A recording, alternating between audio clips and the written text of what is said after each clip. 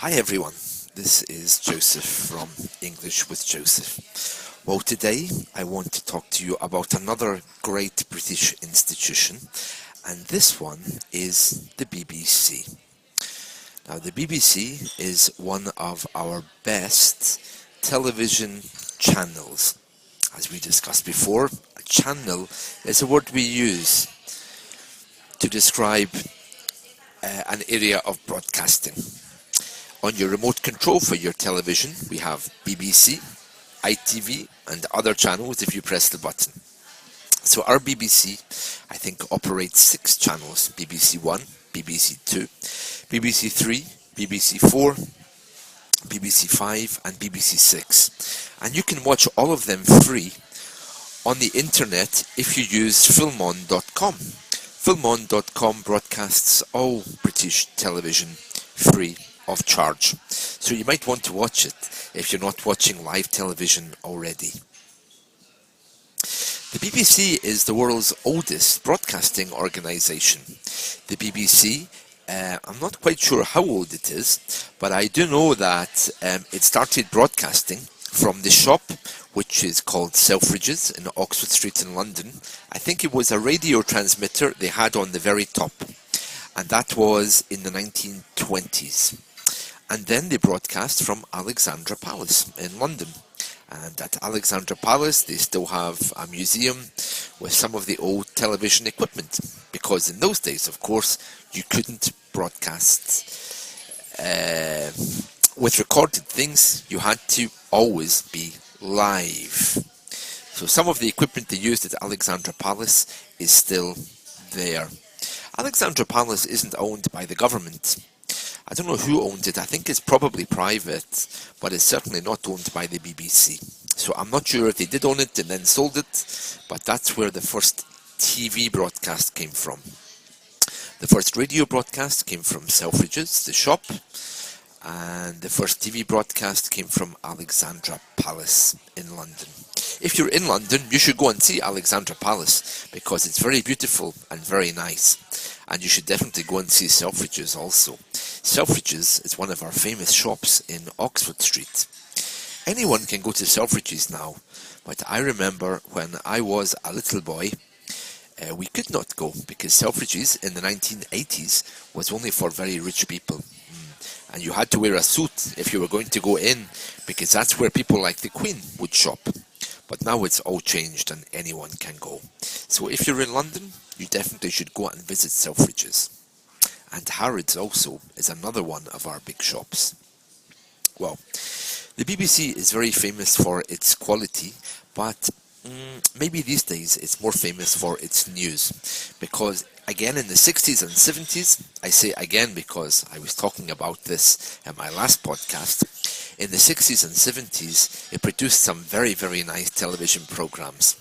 And it had big, big television studios, which were based in Wood Lane in London. But sadly now, the BBC doesn't produce very much at all. It buys its programs from other production companies, or I think it might even own one production company which it asks to make its own programs.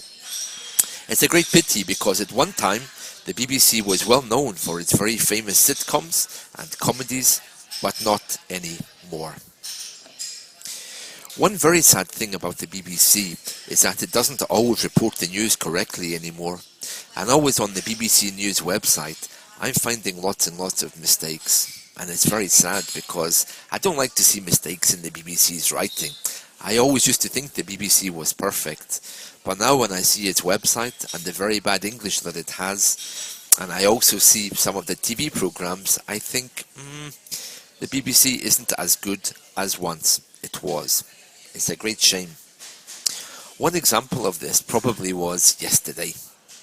Yesterday, the BBC started to report about the Pope, and it was saying that the Pope, John Paul II, had some kind of relationship with a woman, and of course that simply isn't true. Well, it may be true romantically, but he certainly didn't have an affair with her. They had discovered some letters which showed that these people were very close. the Pope had a female friend and they were very close, but it doesn't mean they were lovers. But the BBC tried to make a big sensation of this to prove they found evidence that a Pope had a lover. And it wasn't true. Yes, they found some letters, and maybe they were very, very close friends, but the letters do not reveal anything about sexual intimacy or anything like this. The BBC interviewed a few people who were very close to the Pope, and also a few people who had written books about the Pope. And they all said, look, there isn't a story here, so why are you making this documentary? Why are you pushing this like it's sensational? And it's really sad, because it showed me how bad the BBC now is if they cannot present fact as fact. And this has been something which is quite common over the last few years.